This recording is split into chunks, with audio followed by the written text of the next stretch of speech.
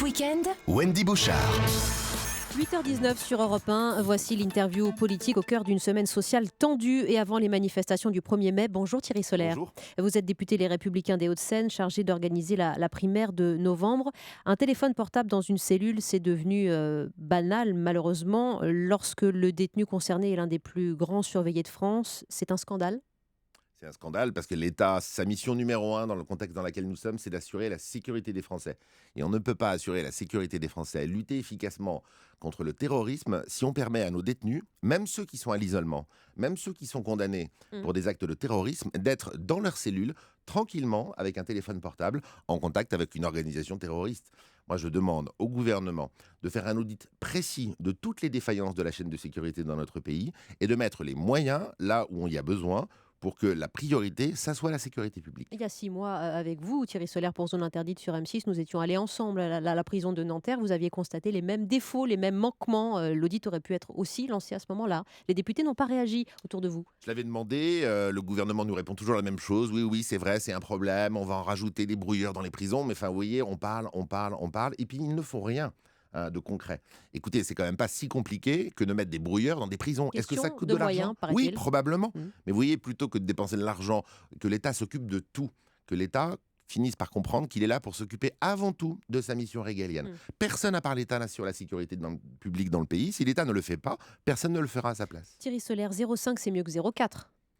C'est sûr, ça dépend de quoi on parle. Ouais, je vous parle de la croissance, meilleure qu'attendue au premier trimestre.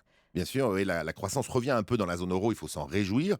Moi, par contre, ce qui me désole, c'est que la France soit toujours dans le peloton de queue de la croissance. Et vous savez que tant que vous n'avez pas 1,5-2% de croissance pendant au moins 3 ans, vous ne pouvez pas avoir durablement de conséquences favorables sur l'emploi dans notre pays. En tout cas, vous êtes un des seuls à droite à vous réjouir de cette prétendue bonne nouvelle, cette embellie en tout cas qu'on peut saluer. Personne chez les Républicains, outre vous, Éric Woerth.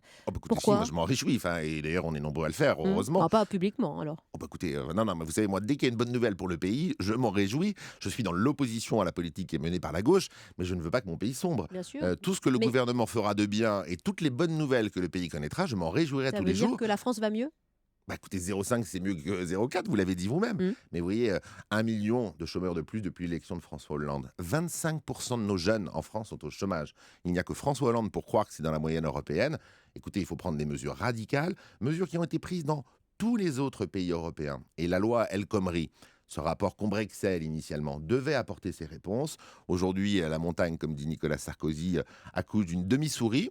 On verra ce qui se passera après le débat parlementaire. À mon avis, ça sera un quart de souris. Oui, au moins 3000 amendements déposés. Catherine disait peut-être 5000. En tout cas, il est loin le temps où le texte séduisait une partie de la droite. Vous ne voterez pas par principe ou certains d'entre vous briseront peut-être l'unité affichée par le président de groupe ? On verra ce qu'il y a à la fin dans le texte. Moi, je ne peux pas vous dire ce qu'il y aura à la fin parce que c'est des amendements qui vont le faire. Si les socialistes à l'Assemblée nous remettent des amendements pour édulcorer encore un peu plus et puis pour ajouter des mesures complètement surréalistes qui ne feront que de la contrainte en plus pour les PME et donc qui participeront à faire qu'il y ait du chômage de plus, bien sûr, je ne le voterai pas.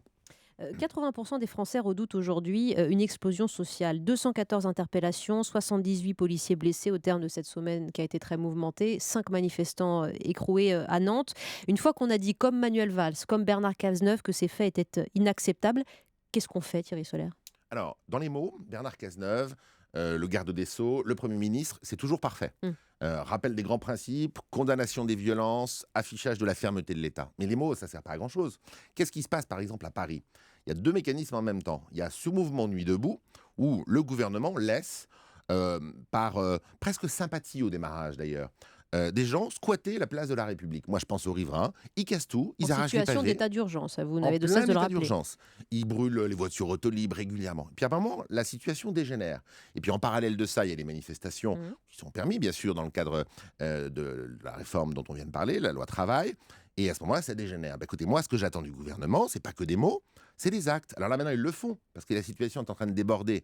Donc les manifestants sont eux-mêmes débordés par des casseurs. On a vu des images d'une violence inouïe. Moi, j'attends que la justice condamne fermement tous ceux qui font cela. Oui, les syndicats ont du mal à se solidariser d'ailleurs du mouvement et à condamner eux-mêmes ces violences. Oui, je suis toujours étonné de ça, que tout le monde, l'unanimité des Français ne condamne pas ces violences. Écoutez, moi, j'ai un profond respect pour nos forces de l'ordre. Elles sont épuisées, on est en état d'urgence, et je trouve surréaliste qu'on laisse des bandes de voyous à l'occasion de manifestations ou à l'occasion l'occasion de ces mouvements Nuit debout, casser, brûler et emmerder toute la journée, pardon d'utiliser ce mot, la vie des gens qui vivent là. Le droit de manifester, ça existe. Le droit à la sécurité, ça existe aussi. Et le droit de vivre dans la quiétude qu'on habite à Paris ou ailleurs, ça existe Oui, également. on entend votre colère, Thierry Solaire, mais que peut faire l'opposition? Parce que l'état d'urgence, ça ne veut pas dire, et vous le précisiez, interdire toute manifestation. Qu'est-ce qu'on fait Moi, de ce j'attends mouvement? que la police, à l'occasion de ces débordements, repère, interpelle, traduise devant les tribunaux l'ensemble des gens qui commettent ces délits-là. Et j'attends que la justice les condamne avec fermeté. Le problème, et on revient aux prisons, c'est qu'il nous manque 10 à 15 000 places de prison en France. Mmh.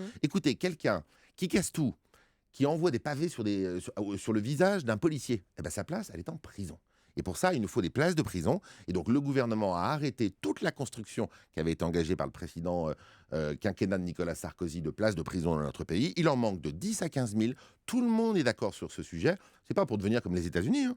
C'est comme pour venir comme les Allemands, comme les Belges, comme les Espagnols, comme les Italiens. On ne pourra pas faire l'économie de cela. L'État, il doit se faire respecter dans les actes et pas dans les mots. Thierry Solaire, vous avez lu, comme certain nombre de nos auditeurs probablement déjà ce matin à 8h25, l'interview offensive de Nicolas Sarkozy dans le journal du dimanche. Il s'exprime sur le nucléaire. Alors il dit, si la droite passe, on abrogera l'idée de réduire à 50% la part du nucléaire dans la production d'électricité. Il revient sur le laxisme du gouvernement, sur le traité transatlantique, sur ce mouvement Nuit debout. Cette interview est assez statutaire. Est-ce qu'elle témoigne pour vous de son envie d'être candidat et même quelque part de sa candidature cachée, larvée? Deux réponses. La première, oui, je pense que Nicolas Sarkozy est revenu dans la politique à travers la présidence du parti Les Républicains pour être candidat à la présidentielle et donc à la primaire. Je rappelle que c'est lui, en tant que président du parti, qui a permis l'organisation de ces primaires et qui les a d'ailleurs financées. Mhm. Et deuxième réponse, et ce n'est pas contradictoire, la primaire, c'est pas le choix de la couleur de la cravate. Chacun viendra le moment venu, le 20 et le 27 novembre prochain, dire aux Français, à tous les électeurs qui, eux, pourront voter, quel est leur projet, quelle est leur méthode, quel est leur calendrier. Mais le parti politique, en attendant, les Républicains, il travaille à son propre projet.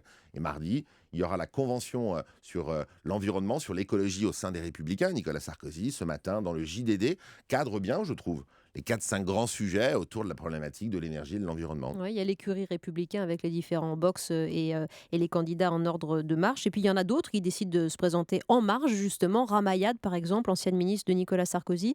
Elle vous inspire quoi, cette stratégie? Pas grand-chose pour être très honnête et sans être désagréable avec personne.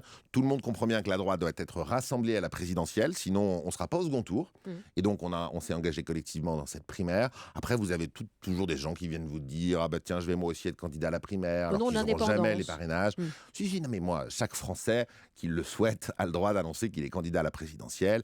Il faut avoir 500 parrainages et être candidat directement.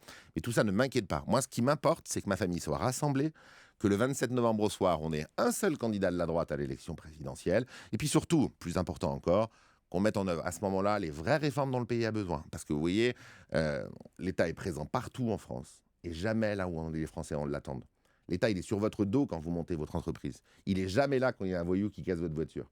Et donc c'est ça aussi que les Français attendent, c'est que l'État enfin se ressente sur ses missions fondamentales et qu'on fasse souffler un grand vent de liberté dans l'économie. Voilà, le mot de la fin pour cette interview politique. Thierry Solaire, merci beaucoup. En charge d'organiser ces primaires en novembre, vous qui êtes député des Républicains des Hauts-de-Seine. Merci beaucoup, Merci. Monsieur Solaire. À tout de suite avec le rappel de l'actualité.